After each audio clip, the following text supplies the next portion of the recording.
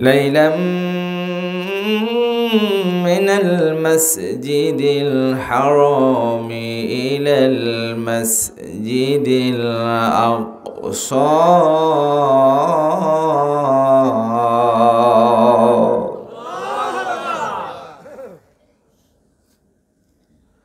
الذي باركنا حوله لنريه من آياتنا إنه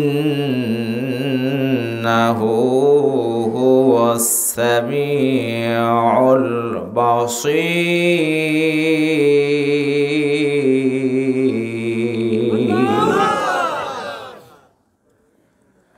آمنت بالله صدق الله العظيم. بسم الله الرحمن الرحيم.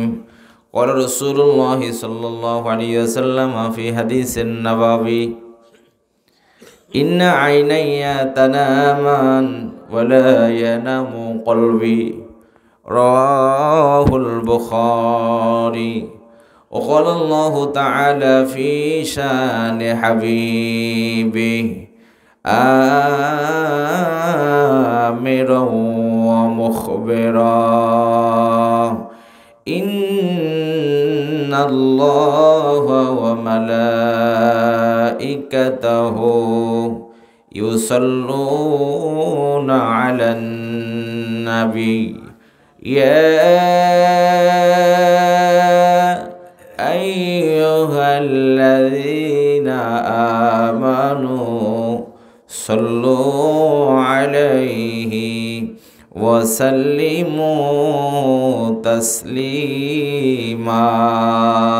اللهم صل على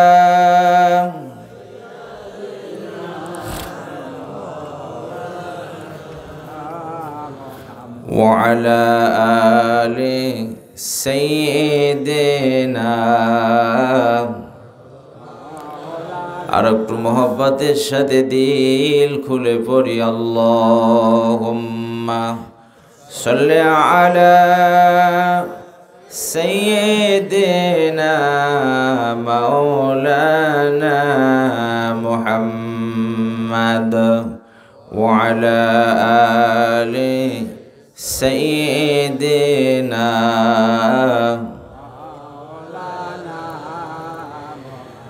هو الحبيب الذي ترجى شفاعته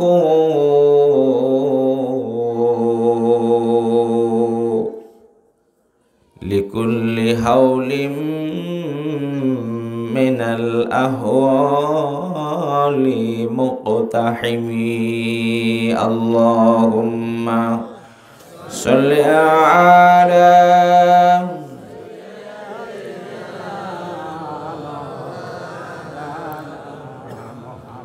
وعلى آل سيدنا।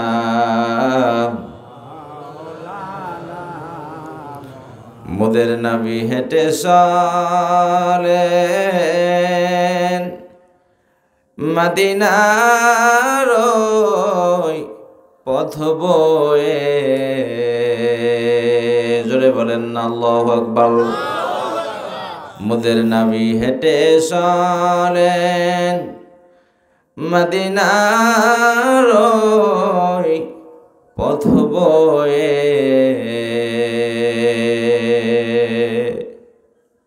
মিশকেরি খুশবু ছড়ায়, আম্বরেরি সুবাস ছড়ায় নূর নবীজির বদনে।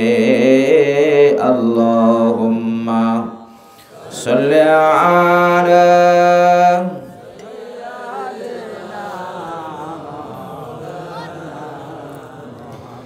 ওয়া আলা আলি সাইয়্যিদিনা।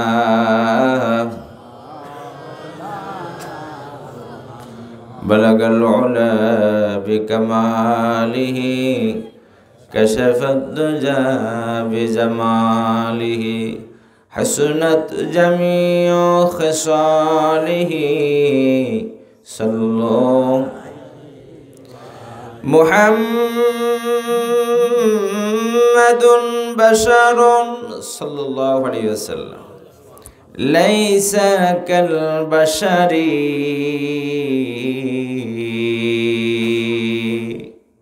يقوت حجر ليس كالحجر بلغ العلا بكماله كشف الدجى بجماله حسنت جميع خصاله صلوا عليه একটু মোহব্বতের সাথে কালেমার জিকির লা ইলাহা ও লা ইলাহা মোহব্বতে লা ইলাহা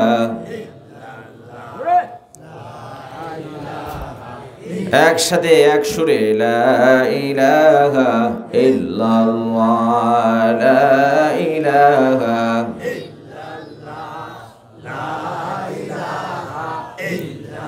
ও লা ইলাহা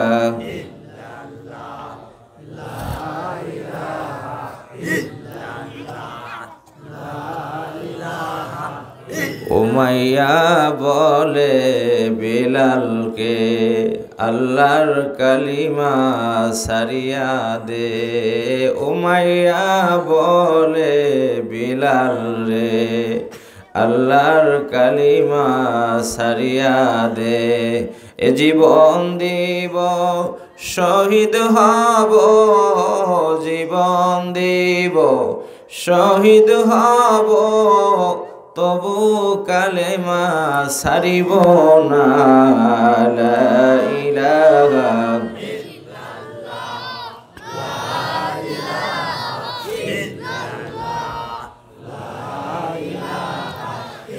লা ইলাহা ইল্লাল্লাহু মুহাম্মাদুর রাসূলুল্লাহ সাল্লাল্লাহু আলাইহি ওয়াসাল্লাম। সঙ্গে পড়ুন বিসমিল্লাহির রহমানির রহিম সুবহানাল্লাযী আসরা বিআবদিহি লাইলাম মিনাল মাসজিদিল হারাম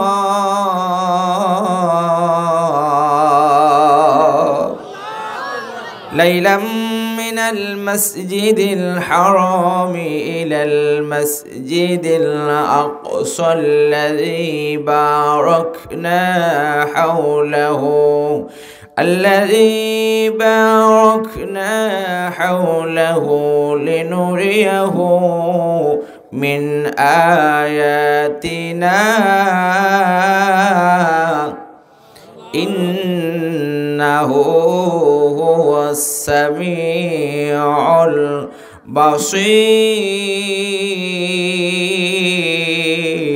البصير ভাইরা আমার আপনাদের ইমানদারেরা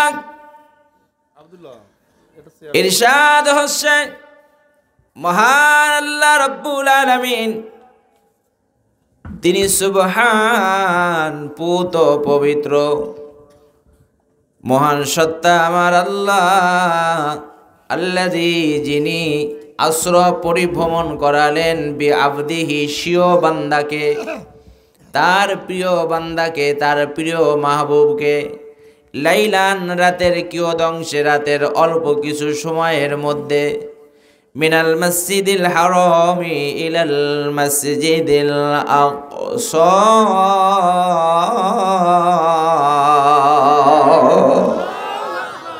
মসজিদুল হারাম তথা হেরেম শরীফের বাউন্ডারি থেকে বাইতুল্লাহর চত্বর থেকে নিয়ে বাইতুল মুকাদ্দাস জেরুজালেম পর্যন্ত মহান আল্লাহ রাব্বুল আলামিন কুদরতি নিজামে তার প্রিয় বান্দাকে তার কুদরতি সিদ্ধান্তে আমার আল্লাহ পাক রাতের অল্প সময়ের মধ্যে পরিভ্রমণ করালে।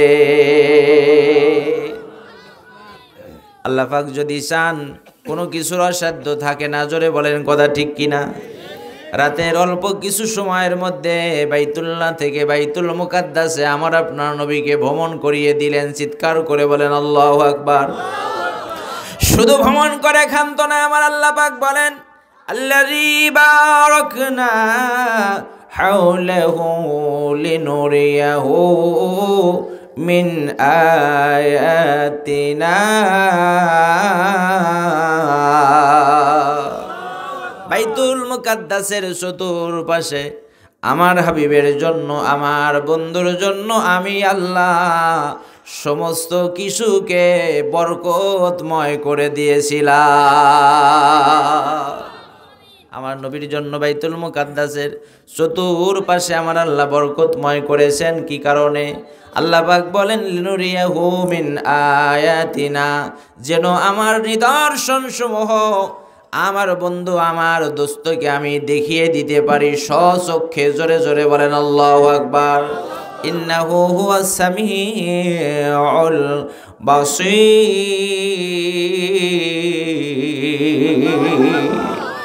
ওই মহান সত্তা যিনি আমার আল্লাহ, যিনি মহা শ্রবণকারী এবং যিনি মহান দ্রষ্টা, তিনি হচ্ছেন আমাদের রব আল্লাহ। জোরে বলেন কথা ঠিক কিনা।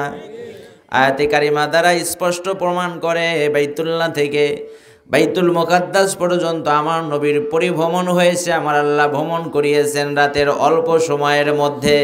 সুতরাং যদি কেউ আমার রাসূলের মেরাজকে সশরীরে হয় নাই, জাগ্রত অবস্থায় হয় নাই, স্বপ্নে হয়েছে, কাল্পনিক হয়েছে, এই ধরনের যদি কেউ ফতোয়া দেয়, মন্তব্য করে, সরাসরি আল্লাহর কোরআন অস্বীকার করা হবে। চিৎকার করে বলেন ঠিক কিনা।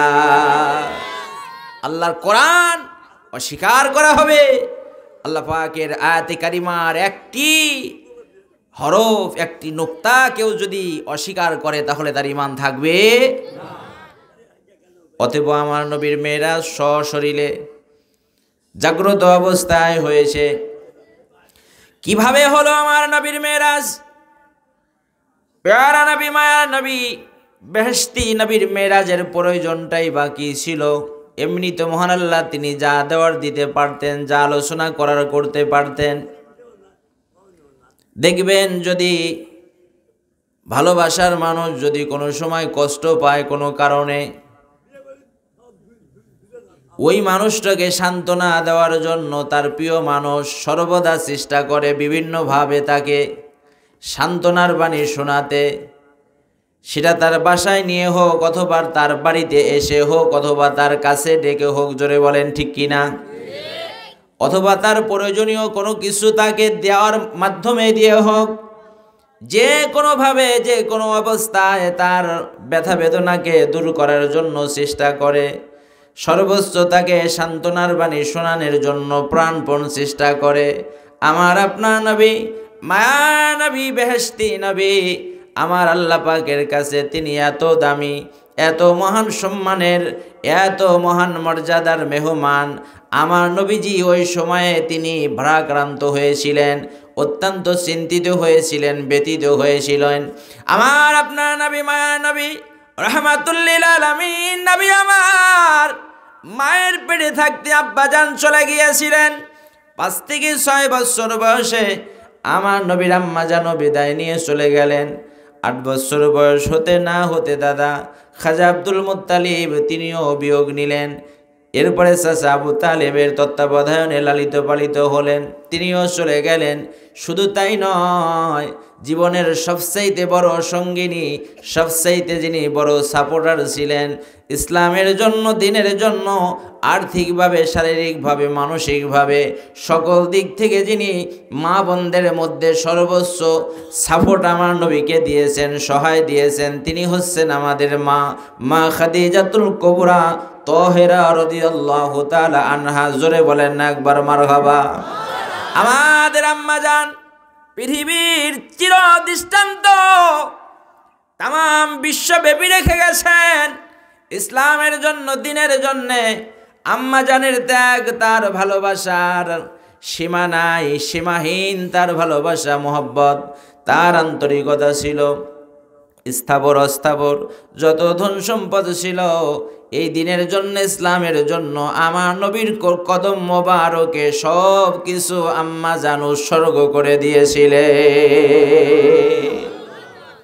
সমস্ত ধন সম্পদ আমার নবীর কদমে ওয়াকফ করে দিয়েছিলেন আমার রাসূলের সন্তুষ্টির জন্য, রব্বে কারিমকে রাজি খুশি করার জন্য। চিৎকার করে বলেন আল্লাহু আকবার। সেই আম্মা জান তিনিও আমার রাসূলের মাঝ থেকে বিদায় নিলেন। আমার নবী অভিভাবক হারিয়ে ফেললেন, বাবা মা আগেই চলে গেছেন, দাদাও নাই, চাচাও নাই। প্রিয়তমা বিবি আমাদের মা খাদিজাতুল কুবরা রাদিয়াল্লাহু তাআলা আনহা, তিনিও যখন বিদায় নিলেন, আমার নবী একান্ত ভারাক্রান্ত হয়ে গেলেন, মুহ্যমান হয়ে গেলেন। আমার নবী ব্যথায় ব্যথিত হয়ে গেলেন, চিন্তায় চিন্তিত হয়ে গেলেন। ওই যে বলছিলাম, ভালোবাসার মানুষ যদি কষ্ট পায় তাকে সান্ত্বনা দেওয়ার জন্য হয় তার বাসায় আসে, নয়তো তাকে বাসায় কাছে ডেকে নেয়, অথবা যে কোনো ভাষা দিয়ে, যে কোনো অবস্থান দিয়ে তাকে সান্ত্বনার বাণী শোনানোর চেষ্টা করে। রব্বি কারিম আল্লাহ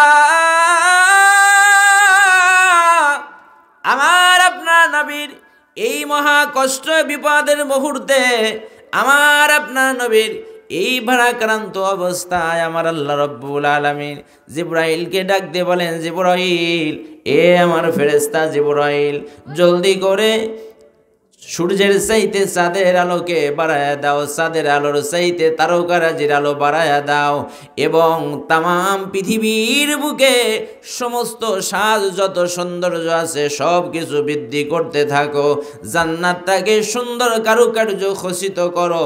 জিবরাইল বলেন, রব্বে কারিম আল্লাহ, কিয়ামত কি চলে আসছে, আগামীকালকেই কি কিয়ামত হবে, এত আয়োজন এত ব্যবস্থাপনা কেন করার নির্দেশ দেন?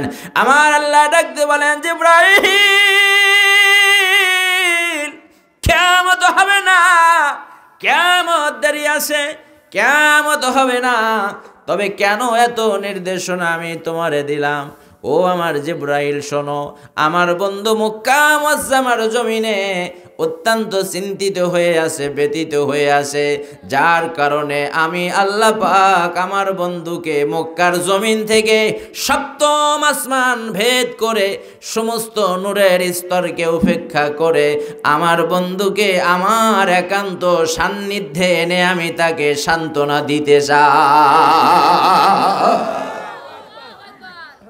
আমার বন্ধুর সেই ব্যথা বেদনাকে লাঘব করার জন্য আমি আল্লাহ সুবহানাহু ওয়া তাআলা অদ্য রজনী আমি সিদ্ধান্ত নিয়েছি, একান্ত আমার সান্নিধ্যে, একান্ত আমার কাছে এনে আমার প্রিয় হাবিবকে আমি আজকে সান্ত্বনার বাণী শোনাবো। জোরে বলবেন আল্লাহু আকবার।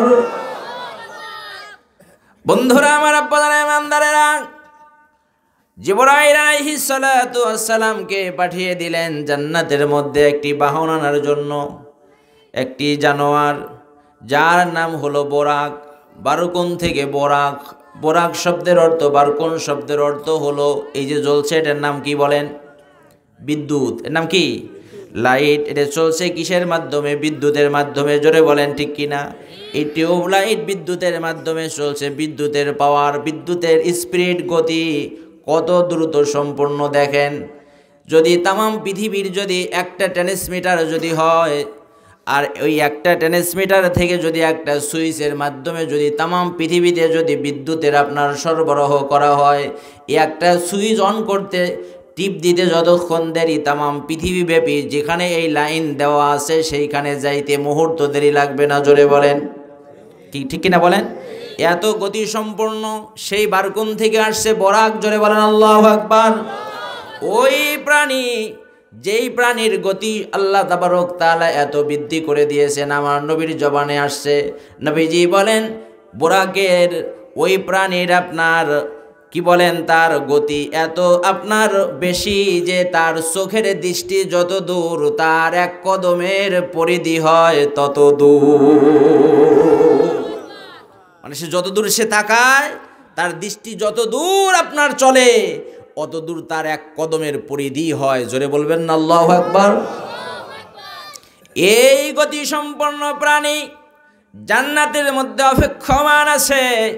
জিবরাইলকে পাঠিয়ে দিলেন মহান আল্লাহ পাক, জিবরাইল যাও আমার বন্ধুকে আনার জন্য আমার সেই পছন্দনীয় জান্নাতে অপেক্ষমান সেই বোরাক সেই বাহন নিয়ে আসো। জিবরাইল আলাইহিস সালাম জান্নাতের মধ্যে গিয়ে দেখেন এক নয় দুই নয়, লাগবে বোরাক একটা, কিন্তু বোরাক আছে সেখানে 40,000 বোরাক লাগবে নবীর জন্য, একটি আছে কয়টি? 40,000। কি আশ্চর্য ব্যাপার, 40,000 বোরাকের মধ্যে 39,999টা বোরাক সবাই আপনার সুস্থ সবল দেহের অধিকারী, সুঠামো দেহের অধিকারী, চেহারা সুরত সব একদম আপনারা অত্যন্ত সুশ্রী, অত্যন্ত সুন্দর, অত্যন্ত মনোমুগ্ধকর। কিন্তু একটা বোরাক অত্যন্ত ক্ষীণকায় হয়ে গেছে, দুর্বল হয়ে গেছে, এত জয়ীফ হয়ে গেছে, এত ক্ষীণকায় হয়ে গেছে, তার জীবন যেন না বিশ্বাস হয়ে গেছে। কোনো মতো যেন শ্বাস প্রশ্বাসটা শুধু আপ ডাউন করতে আছে, কখন যেন এটাও চলে যায়। জোরে বলেন আল্লাহু আকবার। বন্ধুরা আমার, আব্বাজানে ইমানদারেরা, জিবরাইল সাল্লামের কৌতূহল হলো 40,000 বোরাকের মধ্যে 39,999টা বোরাক কত সুন্দর, কত তাদের শক্তি সামর্থ্য, তাদের চেহারার কত সুশ্রী, কিন্তু একটা বোরাক কেন এত দুর্বল, এত ক্ষীণকায়?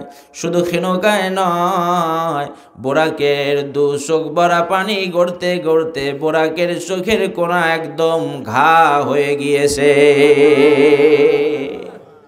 একটা চারপায়া জানোয়ার সে কানতে আসে, আমরা মানুষ সেই চারপায়া জানোয়ারের চাইতে আমাদের দাম কম না বেশি? এটা আওয়াজ দিয়ে বলেন।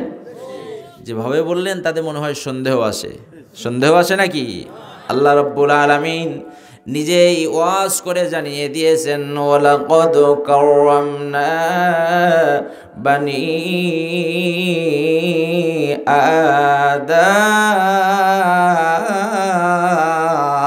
আদম। আমার আল্লাহ পাক বলেন, পৃথিবীর মানুষ আমি আল্লাহ রাব্বুল আলামিন সব চাইতে সর্বশ্রেষ্ঠ মর্যাদা দিয়ে, সর্বশ্রেষ্ঠ সম্মান ইজ্জত দিয়ে আমার বনি আদমকে পৃথিবীতে বানিয়েছি। সব চাইতে বেশি মর্যাদা আমার আল্লাহ পাক বলেন আমি বনি আদমকে দিয়েছি। সূরা ৩-এর মধ্যে আরো স্পষ্ট করে জানিয়ে দিয়েছেন, লাকাদ খালাকনাল ইনসানা ফি আহসানি তাকওয়ীম।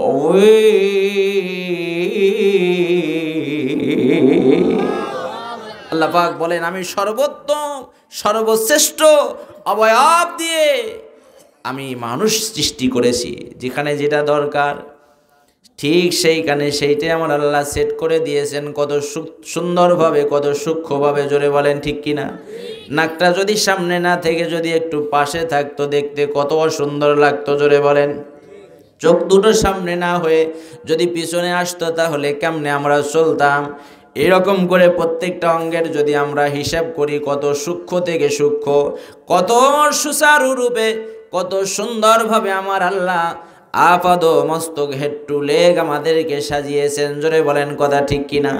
এ যুবক বন্ধুরা, শুধু তাই নয়, মায়ের পেটে যখন ছিলাম এই জবানটাকে হেফাজতের জন্যে আমার আল্লাহ তাআলা জবানে খাওয়ালেন না, মায়ের নারীর সঙ্গে আমাদের সুন্দর একটা কানেকশন করে দিয়ে এই জবানটাকে হেফাজত রাখার জন্য মহান আল্লাহ কুদরতি জিম্মায় কত সুন্দর ব্যবস্থা গ্রহণ করলেন।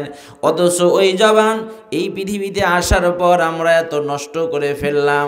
ওই জবান দিয়ে মিথ্যা আমরা হাজার হাজার বলি, ওই জবান দিয়ে ফায়সা কথা বলি, ওই জবানে আমরা হারাম খাই, হারাম বলি। আছে না নাই? জোরে বলেন আছে না নাই? পক্ষান্তরে যদি জবানের সংরক্ষণ যদি করতে পারতাম, মহান আল্লাহ কত বড় নিয়ামত আমাদের জন্য দিতেন। নবীজি বলেন, মাইয়াদুমান লিমা বাইনা লিহিয়াইহি ওয়া মা বাইনা রিজলাইহি আদমান লাহুল জান্নাহ। রাওয়াহুল বুখারী। মিশকাতুল মাসাবি খুললেই পাবেন কিতাবুল আদাব, বাবু হিফজিল লিসানে ওয়াল গীবাতে ওয়াশ শাতমে। এই পরিচ্ছেদ, এই অধ্যায় খুললে হাদিসখানা পেয়ে যাবেন হযরতে সাহল ইবনে সাদ রাদিয়াল্লাহু তাআলা আনহু থেকে বর্ণিত, প্যারা নবী মায়া নবী বেহেশতি নবী আমার আজ থেকে ১৫০০ বছর পূর্বে বেহেশতি জবানে মহান অফার কিয়ামত পর্যন্ত দিয়ে গেলেন আমার উম্মতেরা। এই উম্মত বেটা বেটিরা শোনো, যে বা যারা তোমাদের দুইটি জিনিসের সংরক্ষণের জিম্মাদারি নিবা, যে বা যারা কি ছেলে কি মেয়ে, যে বংশের যে বর্ণের যে কেউ হও না কেন, দুইটা বিষয়ের সংরক্ষণের দায়িত্ব তোমরা নিবা, আমি নবী তোমাদের জন্য আল্লাহর জান্নাতের জামিনদার হব। মাত্র দুইটা জিনিসের হেফাজতের দায়িত্ব যদি আমরা নিতে পারি, রহমতের নবী পেয়ারা নবী বেহেশতি নবী আমাদের জন্য জান্নাতের জামিনদার হয়ে যাবে। জোরে জোরে বলেন আকবার, আল্লাহু আকবার। একটা হলো জবান, জবানের হেফাজত, দুইটা হলো লজ্জাস্থানের হেফাজত। এই দুইটার মাধ্যমে পৃথিবীতে আজকে যত অশান্তি, মারামারি, যত কাটাকাটি, যত আপনার লাঠির গরম, যত অর্থের গরম, যত পেশি শক্তির গরম, এই দুইটাকে কেন্দ্র করে, জোরে বলেন, এই দুইটাকে কেন্দ্র করে তামাম পৃথিবীব্যাপী আজকে আগুন জ্বলছে, অশান্তির আগুন জ্বলতে আসে। যদি এই দুইটার কন্ট্রোল যদি আমরা করতে পারি, আমার নবীজি আমাদের জন্য কিয়ামতের ময়দানে জান্নাতের জামিনদার হয়ে যাবে। চিৎকার করে বলেন আল্লাহু আকবার। মুআজ্জাজ হাজিরিন, যুবক বন্ধুরা, আমরা কি পারি না সিদ্ধান্ত নিতে আজকের এই মাহফিল থেকে যে আমরা বাকি জীবন যা হয়েছে পাস্ট ইল্লামা কদ সালাফা, অতীত ভোলার নাই, অতীত আল্লাহ পাক ক্ষমা চাইলে আল্লাহ ক্ষমা করে দেবেন। আগামী দিনে আর একটি এই জবান দিয়ে ফাহিশা কথা, অযথা অপ্রয়োজনীয় কথা বলবো না, কষ্ট দেব না, মানুষকে কটু কথা বলে মানুষকে কষ্ট দেব না, এই জবানে হারাম স্পর্শ করব না। এই সিদ্ধান্ত মনে মনে নেওয়া যায় কি যায় না? আল্লাহ আমাদের হেফাজত করেন, জোরে বলেন আমিন। আল্লাহ আমাদের হিম্মত তৌফিক দান করেন, সকলে বলেন আমিন। মুআজ্জাজ হাজিরিন, ইবাদতের অন্যতম বিষয় এখানে রয়ে গেছে। যদি হারাম খান, হারাম বলেন, ইবাদত যতই করেন মহান রব্বে কারিমের দরবারে কবুল হবে না। ইবাদত কবুল হওয়ার অন্যতম পূর্ব শর্ত হালাল রুজি, হালাল খানা। সে হালালিয়াতের বিভিন্ন অবস্থান আছে। আপনি উপার্জন করেছেন, চাকরি করে, ব্যবসা করে, ক্ষেত খামার করে, মাথার ঘাম পায়ে ফেলে ভ্যান চালিয়েছেন, রিক্সা চালিয়েছেন, পরের বাড়ি দিন মজুরি কাজ করেছেন, একদম স্বচ্ছ, একদম নিরেট হালাল উপার্জন আপনার। কিন্তু কিনতে গিয়ে যদি আপনার ভেজাল হয়, এমন হলো যে একটা আপনার অবৈধ একটা চোরাইকৃত কোনো আপনার মাল নিয়ে আসছে, সেটা যদি আপনি কেনেন জানা অবধি, সেটা কি কেনা ঠিক হবে? সে ঠিক হবে না। আবার মনে করেন যে গরুর গোশত কিনবেন, সে গরুটা আপনার মনে করেন যে শরীয়তসম্মত জবেহ করা হয় নাই, আপনি জানেন, তারপরেও কিনলেন, টাকা দিয়ে কিনে খাচ্ছি তো আমি, কেনা যাবে কি? জোরে বলেন যাবে? মুরগিটা কিনে আনতেছেন বাজার থেকে, সঠিকভাবে যদি জবেহ না করা হয়, যত আপনার হালাল টাকা হোক, জবেহটা যদি ঠিক মতো না হয়, ওটা খেলে কি হালাল হবে? কথা কর না কে? এলাকায় জানি না, আমার বগুড়া শহরের একটা মানে উল্লেখযোগ্য একটা জায়গা আছে, সেই জায়গায় একজন অন্য ধর্মের মানুষ মুরগির ব্যবসা করে, উনি বাস জবাই করে দিচ্ছে, আর আমার দিনী ভাই মুসলমান ভাইরে নিয়ে নিয়ে খাচ্ছে। নাউজুবিল্লাহ বলবেন না? এটা খাওয়া হবে? যারা হালাল হবে? ওই যে বলছিলাম, আপনার মাথার গাম পায়ে ফেলে একদম সম্পূর্ণ 100তে 100 হালাল অর্থ, কিন্তু নিয়ে আসছেন কিনে কোন পন্থায়, কোন অবস্থায় জবেহটা করে দিচ্ছেন, কোন অবস্থায়, এটা খেলে নিঃসন্দেহে এটা হারাম হয়ে যাবে। এই খেয়ে আল্লাহর ইবাদত করলে কশ্চিনকালে আল্লাহ ইবাদত কবুল। অনেক চিন্তার ব্যাপার, ফিকিরের ব্যাপার। আসুন একটু পাণ্ডিত্যপূর্ণ জ্ঞানের মাধ্যম দিয়ে আমরা চিন্তা করার চেষ্টা করব। যারা চিন্তা করেছিলেন নবী রাসূল, সাহাবায়ে কেরাম, আল্লাহর মাহবুব পেয়ারা বান্দাগণ, তাদের জীবন ইতিহাস থেকে, তাদের আদর্শ থেকে আমাদের ইবরত নিতে হবে, নসিহত নিতে হবে, শিক্ষা নিতে হবে। সম্মানিত হাজিরিন, তাদের ধারের কাছেও আমরা পুষতে পারি নাই। দেখুন না, প্রসঙ্গক্রমে আসলে কথা চলে আসে, বলতেই হয়, এবং না বললে সেখান থেকে আমরা শিক্ষা পাবো না। তো আমাদের ঠনঠনিয়া স্যার সবি জনের আবদিন সাহেব রহমতুল্লাহ আলাইহি, তিনি একজন সরকারি একজন চাকরিজীবী ছিলেন, তিনি জজ কোর্টে চাকরি করতেন, অথচ দেখেন যে কোনো চাকরির জন্য, স্কুল বলেন, কলেজ বলেন, মাদ্রাসা বলেন, অফিস আদালতের যে কোনো অফিসের চাকরি, অফ ডে, সরকারি ছুটির দিনগুলো আমরা অফিসে যাই না, কিন্তু সেদিনের বেতন গ্রহণ করি কি করি না বলেন? এটা সম্পূর্ণ জায়েজ। এটা কি জায়েজ? এটা সম্পূর্ণ জায়েজ। কিন্তু তিনি এটা গ্রহণ করেন না, এটা রিটার্ন দিয়েছেন, এটা ফেরত দিয়েছেন। যে কয়দিন সরকারি ছুটি, ওই কয়দিনের টাকা হিসেব করে যদি 10,000 টাকা বেতন হয় ধরে নেন, তাহলে 30 দিনে আপনার কয় টাকা হবে, এইটা আপনার কয়দিন ছুটি গেল, এটা তিনি রিটার্ন দিয়েছেন, ব্যাক দিয়েছেন। তার আকীদা হলো, তার চিন্তা হলো, আমি এই দিনগুলোতে তো আমি শ্রম দেই নাই, আমি পরিশ্রম করি নাই, সুতরাং আমি কেন পারিশ্রমিক নেব? এটা তো আমার পারিশ্রমিক দেওয়া হচ্ছে, সুতরাং এটা আমার জন্য তাকওয়ার হয়তো খেলাফ হবে, আল্লাহর কাছে যদি জবাবদিহি করা লাগে। কত ভয় করেছেন, সে টাকাটা তিনি ফেরত দিয়েছেন। সুবহানাল্লাহ কবেন না? যত্রতত্র যেখানে সেখানে তিনি খানাপিনা করেন নাই।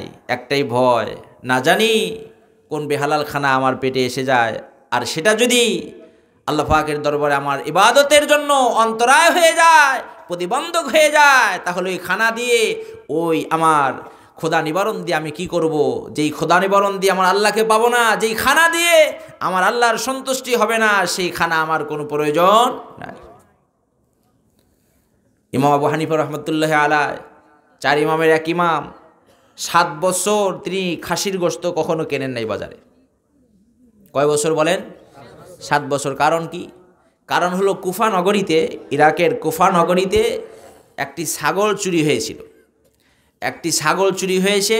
এই ছাগল চুরি হওয়ার পর থেকে নিয়ে 7টি বছর তিনি আর খাসির গোশত, ছাগলের গোশত তিনি হালাল টাকা দিয়েও কেনেন নাই। তার আকীদা হলো, তার চিন্তা হলো, ওই চুরাইকৃত ছাগল কোনো না কোনো দিন যদি বাজারে জবেহ করে বিক্রি করা হয়, আমার টাকা যত হালালই হোক, ওই চুরাইকৃত ছাগল ওইটা জবেহ করলে, ওইটা ক্রয় করে নিয়ে এসে যদি আমি খাই, আল্লাহর দরবারে আমার ইবাদত কবুল নাও হতে পারে। সুবহানাল্লাহ কবেন না? কত চিন্তা করেছেন সম্মানিত হাজিরিন। এই চিন্তা ফিকিরগুলো আমাদের দরকার আছে না নাই বলেন? আল্লাহ আমাদেরকে বুঝ দান করুন। সকলে বলেন আমিন, আরো জোরে বলেন আমিন। মুআজ্জাজ হাজিরিন, আল্লাহ সুবহানাহু ওয়া তাআলার দরবারে বেশি করে কানতে হবে, আল্লাহর ভয় নিয়ে, আখিরাতের ভয় নিয়ে। আল্লাহ পাক বলেছেন ফালিয়াদহাকু কলিলাও ওয়ালিয়াবকু কাসীরা। পৃথিবীর মানুষ, আমার আল্লাহ পাক বলেন, বান্দা পৃথিবীর জমিনে, এই হায়াতুদ দুনিয়ায় অল্প করে হাসো, বেশি করে কাঁদো। দুনিয়া হাসার জায়গা নয়, আখিরাত তোমার কান্নার জায়গা নয়। দুনিয়ায় যারা হাসবে, নিঃসন্দেহে তাদেরকে আখিরাতে কান্না লাগবে। আর দুনিয়ায় যারা আখিরাতের ভয়ে কাঁদবে, ওরা মরণের পরে জান্নাতি হাসা হাসতে থাকবে। এই জন্য মহাজ্ঞানীগণ, মহান আল্লাহ পাকের মাহবুব বান্দাগণ, ফুকাহে কেরাম, মুহাদ্দিসিনে কেরাম, মুফাসসিরে কেরাম, মুবাল্লিগিনে কেরাম বলে গেছেন, বাবা চিরসুখী হতে চাও, দুনিয়ায় বসে কেঁদে যাও। জোরে জোরে বলেন একবার সুবহানাল্লাহ। বন্ধুরে আমার, আব্বাজান, ইমানদারেরা, একটা 4 পায়া জানোয়ার, তার চোখের কোনা ঘা হয়ে গেছে, মনে আছে? বরাক এত দ্রুত আপনার গতি সম্পূর্ণ একটা প্রাণী, একবারে ক্ষীণকায় হয়ে গেছে, দুর্বল হয়ে গেছে, চোখের কোনা ঘা হয়ে গেছে। জিবরাইল লাগতে বলে, ইয়া আল্লাহর সৃষ্টি বরাক, বুঝলাম না 40,000 সংখ্যায় তোমরা 39,999টা বরাক, এত সুন্দর সোটা দেহের অধিকারী, কত সুশ্রী, কত দেখার মতো, অথচ তোমার চেহারাটা এইরকম কেন ক্ষীণকায়, এত কেন দুর্বল? কোনো মতে শ্বাস প্রশ্বাসটা যাওয়া আসা করতে আছে, চোখের কোনাটা আবার ঘা হয়ে গেছে। রহস্যটা কি? কি হেতু, কি গুরু রহস্য আছে? অবশ্যই কোনো অন্তর্নিহিত কারণ আছে না নাই? জোরে বলেন আছে না নাই? একটু মহব্বতের সঙ্গে আমার আল্লাহকে ডাকুন, আল্লাহু লা ইলাহা ইল্লাহু, আল্লাহ আল্লাহ, আল্লাহু লা ইলাহা, ও আল্লাহ আল্লাহ আল্লাহু লা ইলাহা মোহাব্বতে আল্লাহ আল্লাহ আল্লাহু লা ইলাহা কাউসারের মালিকি আপনি নবীদের সরদার জোরে বলেন আল্লাহু আকবার কাউসারের মালিকি আপনি নবীদের সরদার এই আপনার উপর নাজিল হইল আপনার উপর নাজিল হইল পবিত্র কোরআন নবীজি আল্লাহ আল্লাহ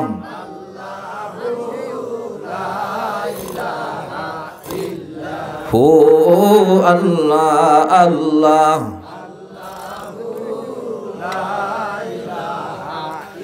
লা ইলাহা ইল্লাল্লাহু মুহাম্মাদুর রাসূলুল্লাহ সকলেই পড়ুন সাল্লাল্লাহু আলাইহি ওয়াসাল্লাম। যুবক বন্ধুরা একটু নিরিবিলি মনোযোগ সহকারে, দীর্ঘ সময় কথা হবে না, আসুন না এবার বোরাককে যখন জিজ্ঞাসা করা হলো কি রহস্য, কি তোমার এইরকম দুর্বল হয়ে যাওয়ার কারণ, চোখের কোনা কেন কানতে কানতে ঘা বানিয়ে দিয়েছ। বন্ধুরা আমার আব্বাদান ইমানদারেরা, চারে পায়ে একটা জানোয়ার ডাক দিয়ে বলে জিবরাইল, ও আল্লাহর ফেরেশতা জিবরাইল আলাইহিস সালাতু ওয়াস সালাম, আমার কান্নার কারণ, আমার কান্নার হেতু হলো যেই দিন আমি শুনেছি এই জমিন থেকে নিয়ে মহান আল্লাহ রব্বুল আলামিন একটি বাহন মাধ্যমে তার প্রিয় হাবিব, তার প্রিয় বন্ধুকে বাইতুল মুকাদ্দাস ভায়া সপ্তম আসমান ভেদ করে মহাকাশ মহাবিশ্ব আলমে জাবারুস সিদরাতুল মুনতাহা আল্লাহ পাকের অসংখ্য অগণিত নূরের আসমানের স্তর ভেদ করে একান্ত তার সান্নিধ্যে তার বন্ধুকে নিয়ে যাবেন। আর ওই দিন যাওয়ার জন্য আমাদের মতো একটা বোরাক, একটা বাহন আমার আল্লাহ ব্যবহার করবেন। জিবরাইল ওই দিন থেকে নিয়ে আমি বোরাক আমার মহান রসুলের কদমের ধুলি একটু আমি বোরাক নেওয়ার জন্য, একটুখানি তার গোলামতি করার জন্য হাজার হাজার বছর হয়ে গেল, শুধু আমি চোখের পানি ফেলে কাঁদতে আসি। রহমাতুল্লিল আলামিন নবীজি একটুখানি আমি খেদমত করব, তার একটু কদমের ধুলি আমার শরীরে মাখাবো, এই প্রত্যাশায়, এই তামান্নাই আশা, এই আবেগ আপ্লুত হয়ে আমি কান্না শুধু নয় হাজার হাজার বছর হয়ে গেল। হে জিবরাইল, এই জান্নাতের মধ্যে কত সুন্দর, জান্নাতের কত সুস্বাদু খাবার, জান্নাতের কত সুন্দর ব্যবস্থাপনা, যা অন্য অন্য বোরাকের চেহারা দেখেই সহজেই আপনি বুঝতে পারতে আসেন। কিন্তু আমি বোরাক এই হাজার হাজার বছর চলে গেছে রহমাতুল্লিল আলামিনের প্রেমে, তার ভালোবাসায়, তার আমি খেদমতের জন্য শুধু কাঁদতে কাঁদতে জীবন আমি উৎসর্গ করে দিয়েছি, এক লোকমা খানা আমি কখনো মুখে দিতে পারি না। ভাইরা আমার আব্বাজান ইমানদারেরা, একটা চারিপায়া জানোয়ার আমার রসুলের কেমন ভালোবাসা, কেমন মহব্বত কলিজায় রেখেছিলেন, সেই রসুলের উম্মত আমরা রসুলের মহব্বত ভালোবাসা নিয়ে যদি আমাদের আপাদ মস্তক রসুলের আদর্শে যদি আমরা আদর্শবান হতে পারি, মাথায় টুপি, রসুলের সুন্নতি, আমার রসুলের মহব্বত ভালোবাসার দাড়ি, সুন্নতি পোশাক পরিধান যদি করতে পারি, ব্যক্তি পারিবারিক সামাজিক আন্তর্জাতিক পরিমণ্ডলে যদি আমার রসুলের আদর্শ যদি আমরা বাস্তবায়ন করতে পারি, আল্লাহর জমিনে আমার আল্লাহ অবশ্য অবশ্যই জান্নাতের শান্তি দিয়ে দেবে। জোরে জোরে বলেন ঠিক কিনা? কারণ আমার আল্লাহ পাক জানিয়ে দিয়েছেন, লাকাদ কানা লাকুম ফি রাসূলিল্লাহ,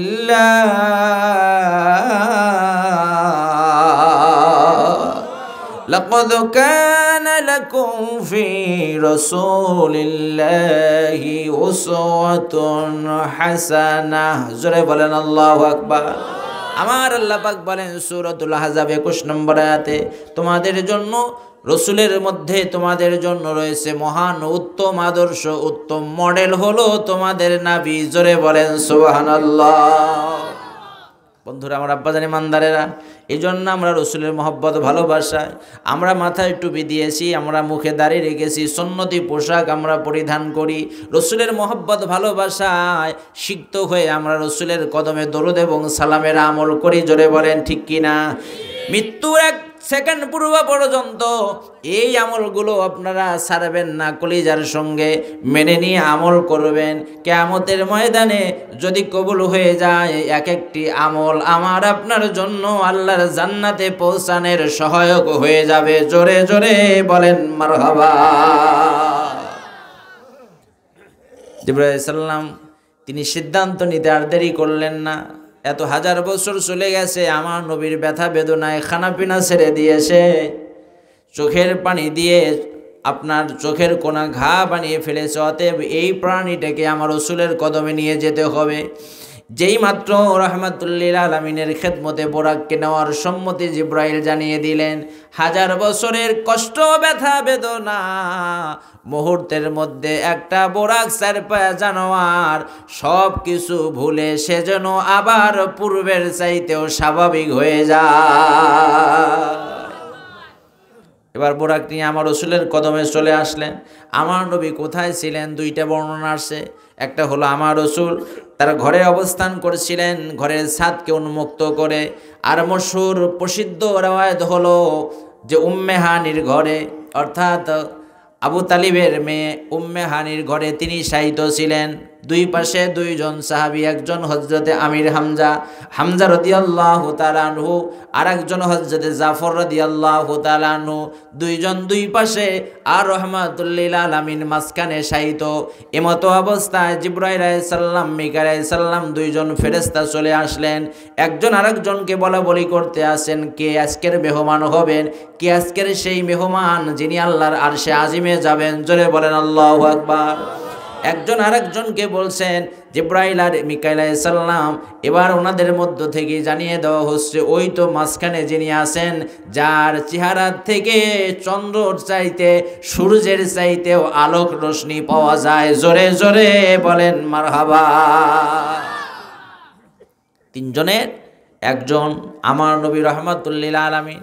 আমার ভাইজান আব্বাজান ইমানদারেরা, এবার আমার নবীকে কিভাবে জাগ্রত করবেন, কিভাবে আমার রসুলকে ঘুম থেকে উঠাবেন? জিবরাইল আলাইহিস সালাম চিন্তা করলেন, যদি ডাক দেই রসুলের কষ্ট হবে, বেয়াদবি হয়ে যেতে পারে। আর নবীর কদমে যদি একটু বেয়াদবি হয়ে যায়, আমি ফেরেশতা হলে কি হবে? মহান রব্বে কারিমের কাছে আসামি হতে হবে। জোরে বলেন ঠিক কিনা? জিবরাইল আমার রসুলের কাছে আদব, সর্বোচ্চ আদব তিনি দেখিয়েছেন। জোরে বলেন কথা ঠিক কিনা? এটা আমাদের কথা নয়, কোনো পীর সাহেবের কথা নয়, কোনো উলামায়ে কেরামের কথা নয়, সরাসরি আমার নবীজির বেহেশতি বাণী। সহিহুল মুসলিম, as-সহিহু লিমুসলিম, আপনি খুলে দেখুন as-সহিহু মুসলিমের হাদিস, 1 নম্বর হাদিস খুললে পাবেন, লম্বা চড়া হাদিস। জিবরাইল আলাইহিস সালাম আমার রসুলের কাছে কত আদব, কত শিষ্টাচারিতা, কত ভদ্রতা, কত নম্রতা, কত বিনয় দেখিয়েছিলেন। স্পষ্ট হাদিস খুললে আপনারা পেয়ে যাবেন। আনোয়ার ইবনুল খাত্তাব রাদিয়াল্লাহু তাআলা আনহু আন্নাহু ক্বালা রাসূলুল্লাহ ক্বালা বাইনামা নাহনু ইনদা রাসূলিল্লাহি সাল্লাল্লাহু আলাইহি ওয়াসাল্লাম জাতা ইয়াউমিন ইসতালা আলাইনা রাজুলুন শাদীদু বাদিস সিয়াবে ওয়া সাওয়াদি শারি লা ইউরা আলাইহি আসারুস সাফারি ওয়া লা ইয়ারিফুহু মিন্না হাদুন হাত্তা জালাসা ইলা নবী সাল্লাল্লাহু আলাইহি ওয়াসাল্লাম ফাসনাদা রুকবাতাইহি ইলা রুকবাতাইহি ওয়া দা'a আলা কাফাইহি ফাকালা ইয়া মুহাম্মদ সাল্লাল্লাহু আলাইহি ওয়াসাল্লাম ওয়া দা'a আলা কাফাইহি আলা ফাখিজাইহি ফাকালা ইয়া মুহাম্মদ সাল্লাল্লাহু আলাইহি ওয়াসাল্লাম আখবিরনি আনিল ইসলাম। ক্বালা রাসূলুল্লাহ সাল্লাল্লাহু আলাইহি ওয়াসাল্লাম আল ইসলামু আনতা শাহাদা আল্লা ইলাহা ইল্লাল্লাহ ওয়া আন্না মুহাম্মাদান আবদুহু ওয়া রাসূলুহু ওয়া তুকিমাস সালাহ ওয়া তুতিয়াজ যাকাত ওয়া তাসুমা রমাদান ওয়া তাহুজ্জাল বাইতা মান ইসতাতাআতা ইলাইহি সাবিলা। ক্বালা সাদাকতা। ক্বালা ফাজিবনা লাহু ফায়ুসালুহু ওয়া ইউসাদ্দিকুহু। ক্বালা ফাখবিরনি আনিল ঈমান। ক্বালা আন তু'মিনা বিল্লাহি ওয়া মালাইকাতিহি ওয়া কুতুবিহি ওয়া রুসুলিহি ওয়াল ইয়াউমিল আখির ওয়া তু'মিনা বিল কদরি খাইরিহি ওয়া শাররিহি বিরিহি ক্বালা সাদাকতা ক্বালা আখবিরনি আনিল ইহসান ক্বালা রাসূলুল্লাহ সাল্লাল্লাহু আলাইহি ওয়াসাল্লাম আল ইহসানু আন তা'বুদাল্লাহা কাআন্নাকা তারাহু ফাইন লাম তাকুন তারাহু ফাইন্নাহু ইয়ারাক ক্বালা আখবিরনি আনিস সাআ ক্বালা মাল মাসউলু আনহা বিআলামা মিনাস সাইল ক্বালা আখবিরনি আন ইমরাতিহা ক্বালা আন তালিদাল আমাতা রাব্বাতা আন তালিদাল আমাতু রাব্বাতা ওয়া তারাল হুফাতাল উরওয়াতাল আলাতা রিয়া শায়াতাতাওয়ালুনা ফিল বুনিয়ান ক্বালা সুম্মান তালাকা ফালাবিস্তু মালিয়ান ফাকালা আতাদরি মানিস সাইল ইয়া উমর কুলতু আল্লাহু ওয়া রাসূলু আলামু ক্বালা রাসূলুল্লাহ সাল্লাল্লাহু আলাইহি ওয়াসাল্লাম ফাইন্নাহু জিবরিলু আতাকুম ইউআল্লিমুকুম দীনাকুম। চিৎকার করে বলেন আল্লাহু আকবার। রাসূল পাক সাল্লাল্লাহু আলাইহি ওয়াসাল্লামের শানে জিবরাইল কিভাবে এসে বসলেন? একদম দুইটা হাঁটু একদম গেড়ে দিয়ে দাবিয়ে দিয়ে নামাজের হালাতে আমরা যেমনি বসি ঠিক এইভাবে আমার রাসূলের সামনে একদম বিনয়ের সাথে ছাত্র বেশে রহমাতুল্লিল আলামিনের কাছ থেকে ইসলাম, ঈমান, ইহসান, কিয়ামতের আলামত, নিদর্শন কি বিস্তারিত ছাত্র হয়ে রহমাতুল্লিল আলামিন শিক্ষকের কাছ থেকে জেনে নিলেন। জোরে বলেন সুবহানাল্লাহ। মুআজ্জাজ হাজিরিন, সে জিবরাইল চিন্তা করছেন আমার নবীকে কিভাবে জাগাইব, না জানি কোনভাবে বললে আদব রক্ষা হয়, না জানি আমার রাসূলের শানের খেলাফ বেয়াদবি হয়ে যায়। মহান আল্লাহ তাবারক তাআলা জানিয়ে দিলেন, জিবরাইল আমার বন্ধুকে আজকে ডাক দেওয়া যাবে না, আমার বন্ধু আজকে আরাম করছে। প্রতি রাত্র আমার বন্ধু আমার হাবিব দাঁড়িয়ে দাঁড়িয়ে আমি আল্লাহকে খুশি করার জন্য সে ইবাদত করে, নামাজ পড়ে, আমার রাসূলের কদম মোবারক ফুলে গিয়েছে। জোরে বলেন না সুবহানাল্লাহ। আজকে আমার হাবিব একটু আরাম করছে, আজকে আমার বাড়িতে মেহমান করেছি, আমি আল্লাহ মেজবান, আমার বন্ধু হলো মেহমান, কাজে আমার মেহমানকে আজকে ডাক দিয়ে ডিস্টার্ব করা যাবে না, তার আরামের ব্যাঘাত করা যাবে না, তাকে ডাক দিতে হবে, তার কদম মোবারকে একটু চুম্বন করে। জোরে বলেন না সুবহানাল্লাহ। জিবরাইল সাল্লাম আমার নবীর কদম মোবারকে চুম্বন করে আমার রসুলকে জাগ্রত করলেন। সম্মানিত হাজির, রসুল পাক সাল্লাল্লাহু আলাইহি ওয়াসাল্লাম উঠলেন, জাগ্রত হলেন। উঠে আমার রসুল কি বলছেন জানেন? আপনারা যা বলেছেন আমি সবই শুনেছি। জোরে বলবেন না সুবহানাল্লাহ। নবী তো ঘুমায় গেলেন, শুনলেন কেমনে? হ্যাঁ, আমি আপনি ঘুমায় গেলে যদি কেউ ডাকে, যতক্ষণ আমার সেন্স ফিরে না আসবে, ওই কানে আওয়াজ যতক্ষণ না আসবে না পুষবে, অতক্ষণ পর্যন্ত কি আমরা কিছু বুঝতে পারবো? হাজার কিছু বললে, হাজার কিছু ওখানে হয়ে গেলে ওটা তারাই জানবে, তারাই শুনবে, আমার জানার কোনো সুযোগ, যতক্ষণ আমি জাগ্রত না হব, আমি সজাগ যতক্ষণ না হব, ততক্ষণ পর্যন্ত কোনো বোঝার সুযোগ। কিন্তু আমার রাসূল সহিহুল বুখারী قال رسول الله صلى الله عليه وسلم إن عيني تنامان ولا ينام قلبي। প্যারা নবী, মায়া নবী, বেহেশতি নবী আমার বলেন, উম্মত আমি নবী তো এমন, আমি যখন ঘুমাই আমার দুটি চোখ মোবারক যখন ঘুমিয়ে যায়, দুনিয়ার মানুষরে তোমরা ঘুমিয়ে গেলে সব কিছু অন্ধকার, সব কিছু তোমাদের ব্রেনের, তোমাদের জ্ঞানের আকলের বাইরে চলে যায়, কিন্তু আমি নবীজির চক্ষু মোবারক যখন ঘুমায় তখনও আমার কলব মোবারক জাগ্রত থাকে। নবীজি ঘুমাইলেও নবীজির অন্তর মোবারক, নবীজির বেহেশতি কলব মোবারক এটা জাগ্রত, সব কিছু শোনেন। জোরে বলেন না সুবহানাল্লাহ। আমি আপনি ঘুমিয়ে গেলে অজু চলে যায়, রহমাতুল্লিল আলামিন নবীজি ঘুমাইলে অজু যায় না। জোরে জোরে বলেন না আল্লাহু আকবার। এই জন্য তো বলি রসুল আর আমরা এক নয়, রসুল আমাদের মতো মানুষ নয়। জোরে বলেন। তিনি জিন নন, তিনি ফেরেশতা নন, মানুষ বটে, কিন্তু মানুষ হলেও আমাদের মতো মানুষ নন। জোরে বলেন ঠিক কিনা? আমার ভাই জানাব বাজান ইমানদারেরা, প্যারা নবী, মায়া নবী, বেহেশতি জবানে বলেন সহিহুল বুখারী 1961 নম্বর হাদিস। আমার নবী বললেন সাহাবীদেরকে, সাহাবীরা রে, আইয়ুকুম মিসলি, এ সাহাবীরা বলো না আমি তোমাদের কার মতো, আমি তোমাদের কার মতো, আমার সার্বিক অবস্থান থেকে তোমাদের কার মতো মনে হয়? নবী আমার প্রশ্ন ছুড়ে দিলেন সাহাবীদের উদ্দেশ্যে।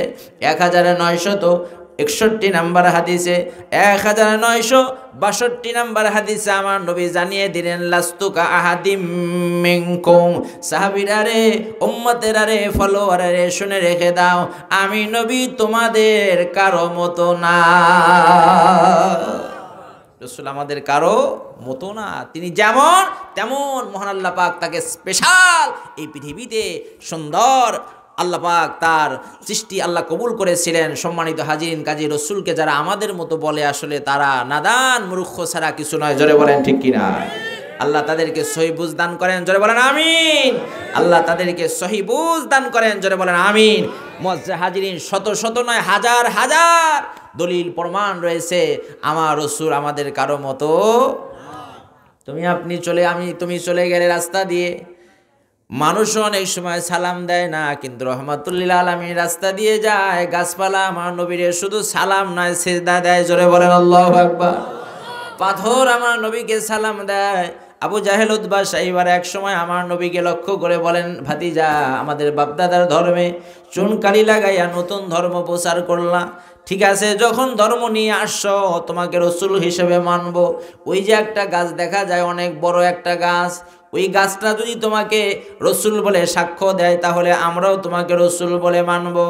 আমার নবী বলেন, চাচাজি, ওই গাছটার কাছে যায় বলবেন নাকি গাছটা আমার কাছে এনে সাক্ষ্য দেওয়াবো, কোনটা চান? জোরে বলেন আল্লাহু আকবার।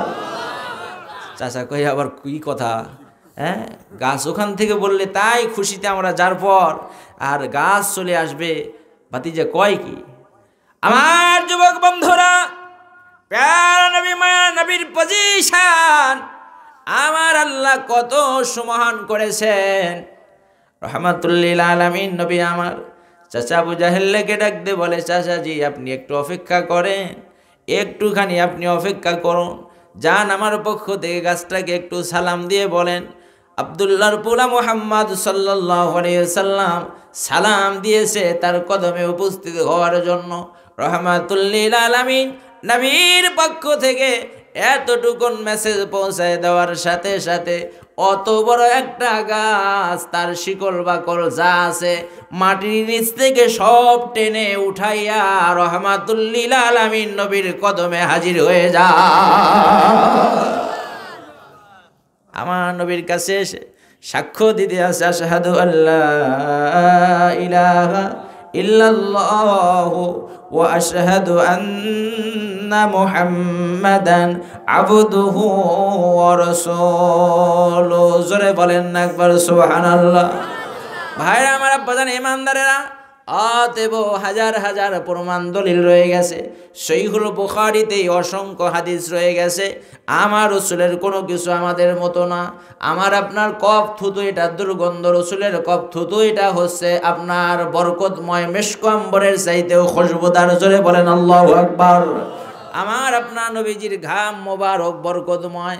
উম্মে সালমা রাদিয়াল্লাহু তাআলা আনহা এবং উম্মে সুলাইম আনাস রাদিয়াল্লাহু তাআলা আনহুর মা, ওনার বাড়িতে যখন আমার রসুল কোনো সময় আসতেন, ওনার বাড়িতে যখন কোনো সময় একটু বিশ্রাম নিতেন, প্রচণ্ড গরমের সময় রহমাতুল্লিল আলামিনের শরীর মোবারক থেকে ঘাম মোবারক ফোঁটা ফোঁটা ফোঁটা ফোঁটা বিছানায় আপনার মাটিতে পাথরের উপরে পড়ে থাকতো। উম্মে সুলাইম আনাস রাদিয়াল্লাহু তাআলা আনহুর মা ওই ফোঁটা ফোঁটা ওই পড়ে থাকা ঘাম মোবারকগুলো একটা শিশি কর্কের মধ্যে একটা বোতলের মতো উঠাইতেন। জোরে বলেন আল্লাহু আকবার। বন্ধুরা আমার, আব্বাজান, ইমানদারেরা, উম্মে সুলাইম আনাসের মা, ওনাকে যখন জিজ্ঞাসা করা হলো, আমার রাসূল জিজ্ঞাসা করলেন, উম্মে সুলাইম কি করো, কি তুমি করছো, ব্যাপারটা কি? এইরকম করে ঘামগুলো কেন পাথর থেকে উপর নিচ থেকে তুমি কবুটার মধ্যে বোতলের মধ্যে তুলতে আসো? উম্মে সুলাইম বলে, ইয়া রাসূলুল্লাহ, আমার বিশ্বাস রহমাতুল্লিল আলামিনের শরীর মোবারকের ঘাম মোবারকের অনেক সম্মান, অনেক দাম। এইটা আমি বোতলে করে রাখবো, যখন কোনো বিশেষ অনুষ্ঠান হবে, বিবাহের অনুষ্ঠান হবে, বিশেষ কোনো দিনের আলোচনা হবে, বিশেষ কোনো আলোচনা, বিশেষ কোনো অনুষ্ঠানের সময় মদিনার মানুষেরা, মক্কার মানুষেরা, আরব আমিরার বড় বড় সুপার মার্কেট থেকে সেন আতর খুশবু এনে ব্যবহার করবে। আর আমি উম্মে সুলাইম রহমাতুল্লিল আলামিন নবীজির ঘাম মোবারক আমি মেশক আম্বরের ন্যায় আমার শরীরে মাখতে থাকবো।